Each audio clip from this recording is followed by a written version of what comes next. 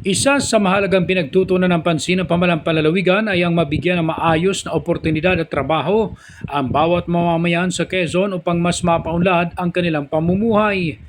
Masinsinang nakipagtalakayan si Governor Dr. Helen Tan sa San Miguel Corporation, Sariaya, ukol sa Sustainable Livelihood Programs at Job Opportunities na handog para sa mga mamamayan ng lalawigan.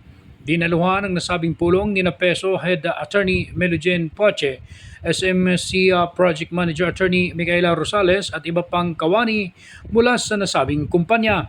Samantala, nakipagtalakayan din ang gobernadora sa San Miguel Pure Foods ukol naman sa mga business opportunities na hangad na makatutulong lalo na sa mga kababaihan. Ronda balita mula sa lalawigan ng Quezon. Ako si J.R. Narit, naghahatid ng mahalagang impormasyon at balitang totoo.